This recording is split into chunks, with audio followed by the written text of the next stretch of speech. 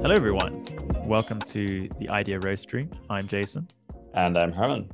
So, Herman, you've been traveling around a lot.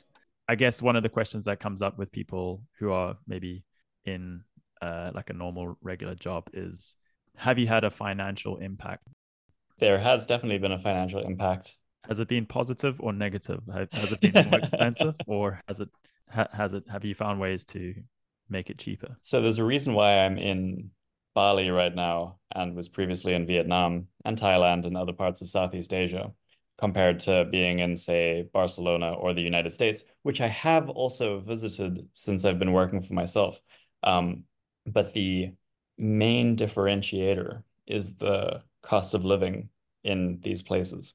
So just to put some easy numbers into perspective, when visiting the United States, if I were to rent a reasonable hotel room or a reasonable Airbnb or something like that, just to live in Colorado or New York State, it would total about 90,000 Rand a month, which I can't do the currency conversion in my head, but it's a lot, right? It's about Yeah.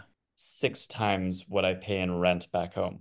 And where I am currently in Bali, I'm paying about as much as I pay in rent back home, but I'm in a co-living, co-working space that has, you know, really nice place to work, a little cafe, a pool, my own room that gets service daily, etc., etc.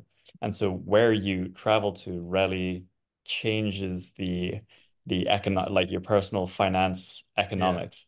Yeah. So you're talking about the topic, which is geo-arbitrage, and it sounds like a very sort of fancy name, and it's almost kind of being like financialized, right?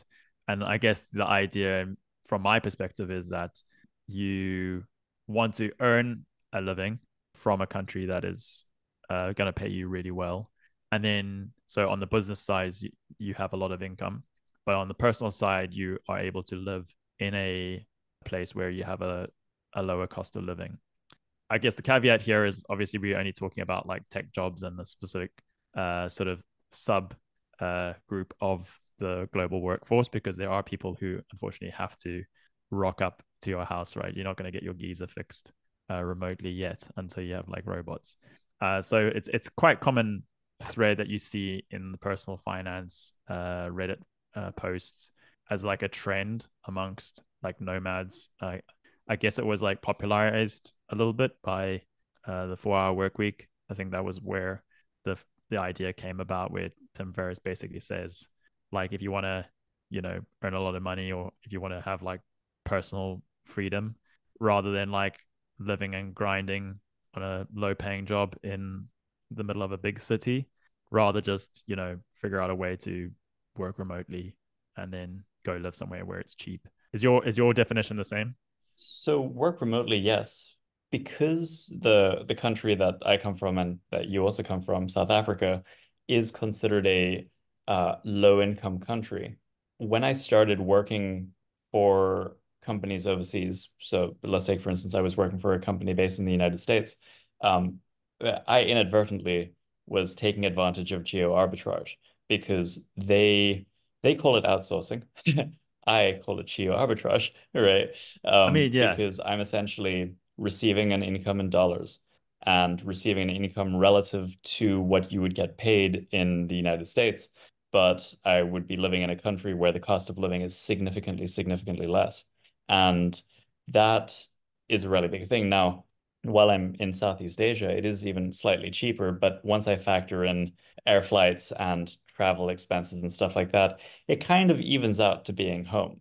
However, if I were living in New York City and I came and I spent half a year in Bali, wow, I would have slashed the amount of money that I spend each month to a quarter, if not a sixth of what I would be spending back home. Yeah. I guess a lot of those books are like based on America, where even within the working world, I remember days working from my office in London, like where I would dream about what it would be not like to have an American job where I'm earning, 200,000 for the same job that I'm getting way less for in the UK and Europe, right? So I think even on that starts, like you tend to gain a lot more from this. Just to take a little note on the outsourcing and geo arbitrage, I think they kind of there might be one difference that I was trying to think about, and that it's something to do with the type of talent, right? The way I see outsourcing is it's kind of got a negative connotation. It's more of like a these are like really sort of shitty jobs. These are things that like no one who's got like Western values wants to do these, like answering calls all day, and doing a job that's like, demanding and relentless and maybe not as satisfying, right? And so I see that as more of an outsourcing thing. Whereas I think geo arbitrage is maybe more in the sense like it's still somewhat valuable work. Like you're still contributing from the point of view of providing some like not grungy business value. High value Yeah, service. but I think this because I think like a call center in India are not geo arbitraging, right? They're probably getting paid really low, and they're just cheaper labor than if you were to do it in the US. And I think there's some sort of like culture thing there, right? Because I think the UK has similar challenges where you've got a lot of like low paying jobs, but no one really wants to do them, so you kind of outsource it, and it's a way for the business to save, whereas it's not really a personal finance kind of decision. So I think there is a delineation there, between the two. But do you think it's like something that geo arbitrage countries, the places that are really cheap to stay, do you think it's something that's going to stay consistent? Because I think in Cape Town we've already seen it, maybe due to other things, but like it's not necessarily a low cost of living place as much as it used to be, because inflation has kind of like kicked in quite a lot. Do you think there's like a negative side, or is it something that's temporary, right? Like not like a normal financial arbitrage. It's usually only available for that short amount of time until people start to like use it up, and then it becomes almost the same price. So interestingly enough, Cape Town has become more expensive for South Africans, but it's actually become cheaper for global travelers. And that's due to the devaluation of the rand over that same period. And so I was recently looking at Nomad List, which is a website by Peter Levels that shows the price of a nomad, of being a digital nomad in a whole bunch of different cities. And it works on the whole concept of a common basket. So it's like, how much would it cost for accommodation? How much would it cost for a beer? How much would it cost to get your nails done? Whatever. And then it gives you a rough estimation of how much it costs to live in a specific place. And so Cape Town hovers around the $2,000 per month. And it's kind of been like that for the past few years, even though in rand delineated terms, it's become significantly more expensive to live there. And that's just because the rand in comparison to the dollar has fallen in value over the last 5 years. So we've sort of seen a really interesting rush to go and travel in Japan recently due to the devaluation of the yen. And so if you think of geo arbitrage as just another market, is and it is really just another market. It's, a place where people can take advantage of the financial situation of that country. There will always be geo arbitrage going on. Right now, South Africa and Southeast Asia are great places to be a digital nomad in. And that's because they are developing countries that have a series of problems with them, but that if you can, let's say, for instance, if you're in Southeast Asia and you're happy to get around everywhere on a scooter, right? Hey, that's awesome. If you want to come to Cape Town, but you also have to, it comes with a caveat that there is crime, and a decent amount of it. And so I think I've said this before, more in jest, but I actually think it's probably true. If Cape Town didn't have crime, it would be an incredibly expensive city to live in, because you would just have flocks and flocks of especially Europeans just coming and living there and working remotely, and they'd, buy up all the housing stock and make all Yeah. the cafes European prices. Yeah. I mean that like in my last visit to Cape Town, like some of the cafes were at the level of London prices.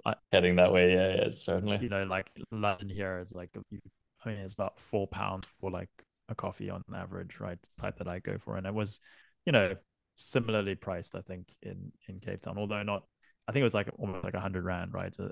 In some of the cafes, like for like £100 for a coffee, dude. I have never had £100 for a coffee in Cape Town. Like 50 rand is like 50 rand, pushing yeah. it. So I think it might have been for two lattes or something like that. But yeah, like I was quite surprised.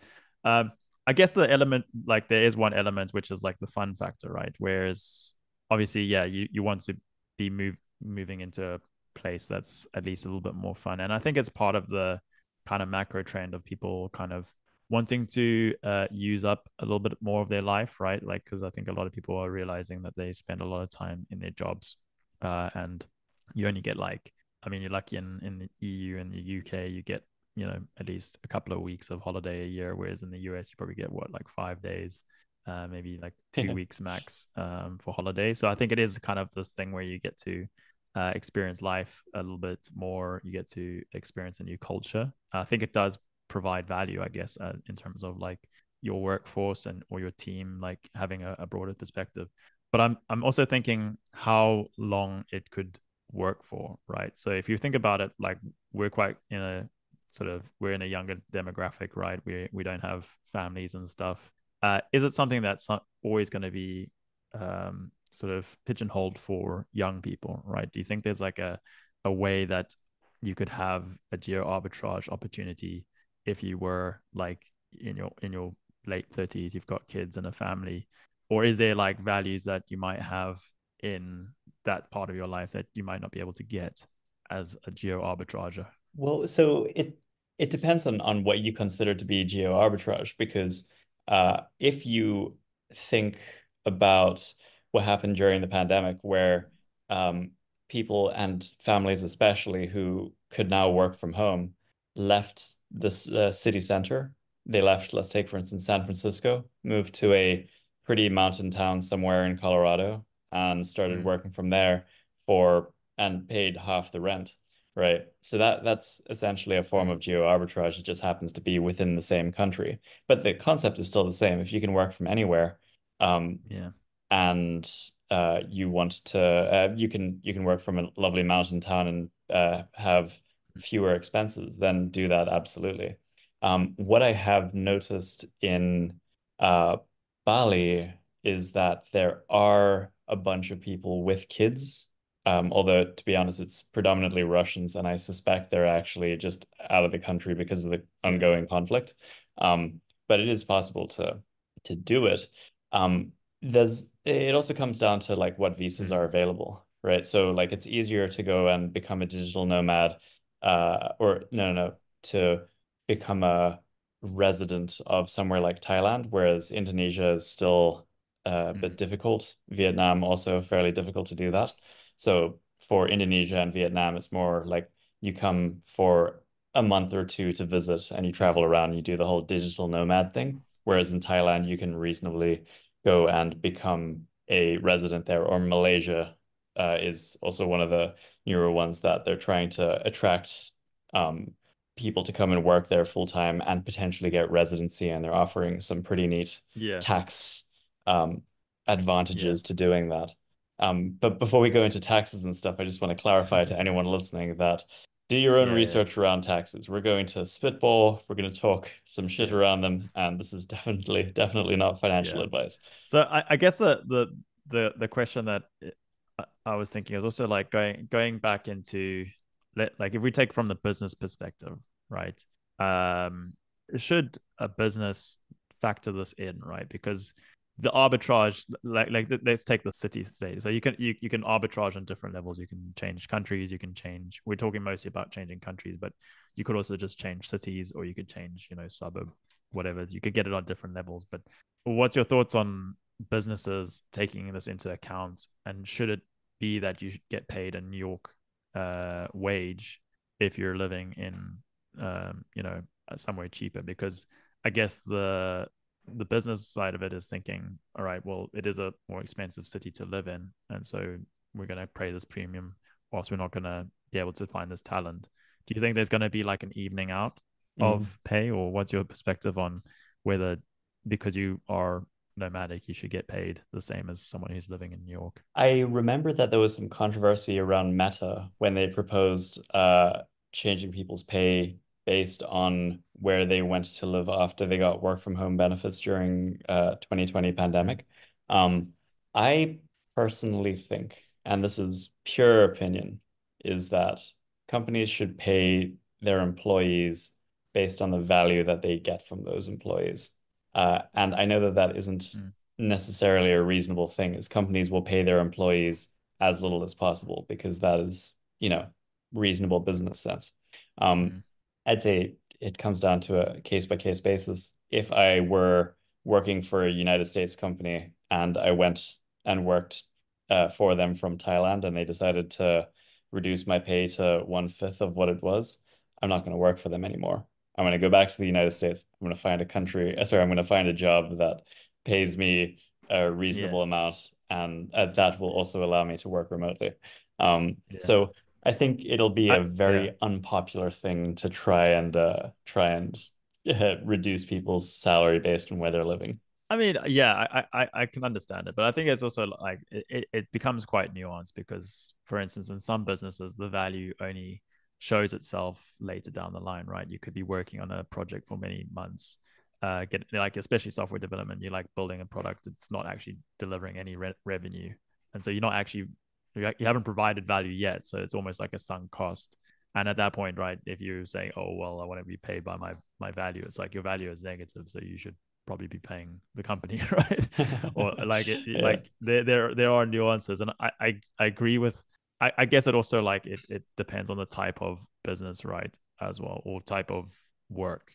And one of the things that I can kind of argue on both sides. I think like ta- outcome based it seems like a better option. Like so, if you're getting paid on the outcome of your work, but I also think that there is a value to like being in person and providing like extra value outside of just being a task completer. Because the other challenge that I think is also manifesting a little bit is that the companies that are quite remote friendly already are probably in a better position to replace you with an AI agent. And I think it's also in the same way as we were talking Or about, with someone from a cheaper country. yeah, also in the outsourcing sense, there's a lot of these like sort of virtual assistants from the Philippines where you can hire them and they can do pretty much more work than than Gladys who's in the sort of room one over. But yeah, I guess it just maybe it puts you in a precarious position again. Maybe it's like the sort of transientness of this phenomenon where if you just manifest as like a guy on the end of the Slack channel, then what's to say you can't just be replaced a lot easier? I think you're entirely correct, and I think that that's like a broader conversation around work from home in general is Yeah. that I do definitely find co-location to be a very useful thing for companies, and I think companies that do at least some form of co-location regularly will outperform companies that don't, but that's just a personal opinion. Um, one thing that is neat about geo-arbitrage in the solo founder sense is that I'm sure you've heard of the concept of ramen profitability, right? Where Mm, what is the amount of money that your new venture needs to make to support your lifestyle, right? mm, So the idea is that if you were to just eat ramen, how much do you need? And so those amounts are very, very different if you're again living in, Barcelona versus if you're living in Chiang Mai. And it's not a small amount. It's not like, oh, it's 30% cheaper to be in Chiang Mai. No, it's like almost an order of magnitude in some cases. mm, You can rent a room in Chiang Mai for, let's call it $50 for a month, and you mm, can eat incredibly cheaply if that is, you know, something that you're okay with yeah. doing. And you can reasonably live there for $500 a month, whereas you won't even be able to find a place to rent Mm, for that much yeah. in Barcelona. Yeah, exactly. And then and yeah, the thing is, it's all over the place. Like some people even use Barcelona as like the place to go and arbitrage, right? Because you get sunlight, like you get sunlight, it's a little bit cheaper. Like it's a lot more sort of happy, and then they work from The Barcelona is the scary tale about Cape Town, right? Because they were mm, originally cheap and a place to go and live and work from yeah, remotely. But so many people did that it became expensive, and we sort of saw the same thing with Portugal. So Portugal yeah, released a bunch of incentives to bring digital nomads in to stimulate the economy, and they did that really well, mostly because these incentives revolved around taxation. And so people flocked there because they're like, hey, I'm going to go to Portugal. I'm going to learn how to surf. It's beautiful. And it's also in the EU, which means that anyone in the EU can move there without a visa. mm, It had a whole bunch of things going for it. And then so many people flocked there that locals are saying that they're being priced out of the market. yeah. So I mean, it does seem that there are like downsides. I've read a little bit about the Portugal vibe, and it's not necessarily just the fact. It's not just the fact that they've got tax incentives and like people are buying these houses. It's like the actual housing market itself has some inefficiencies in it, in the way like houses get handed down and get split into multiple different owners. That you do have a lot of derelict houses that are not, like, no one knows who like owns them, and so there is a problem.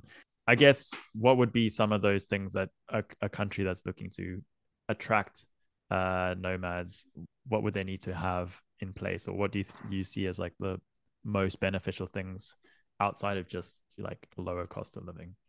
So they need to be cool. There has to be like some tourism benefit to them, right? So let's take, for instance, Indonesia as a whole is as inexpensive as, if not more inexpensive than Bali specifically. But Bali is the place that people go.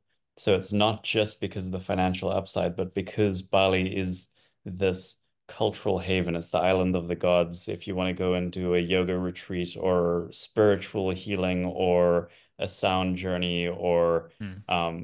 there's just so much uh culture around the island of Bali that makes it a really interesting place to go to. And so Hmm. I spent a decent amount of time in West Africa, and West Africa is it doesn't have that same appeal because it has the same, developing country vibes, um, but it doesn't necessarily have the same cool factor that just really, really draws you in, and that's why you've got like Southeast Asia blowing up and West Africa having a Hmm. bit tougher of a time. I think that there's also something to be said about like where it is in development. And so Indonesia, Vietnam, Thailand, they're all like getting there. They're all like developing countries, so they're still inexpensive, but they're if you wanted to, you can live a what do you call it, like quote unquote first world lifestyle. Whereas if you, let's take for Hmm. instance, went to Papua New Guinea, you'd have a significantly less comfortable time. And that's also what I found in West Africa is like it was difficult to get around. The infrastructure was not there. It would Hmm. flood regularly. So I guess you have to be at a certain development level, and you also have to have something cool that brings Hmm. people in. So yeah, I can't help but thinking that there's like a cultural factor in Hmm. like the location. Do you think that's like, is that something that was present because of the Balinese culture, or do you think that the influx of nomads has affected and sort of created this new culture? Because I think about a lot about like ecosystems, right?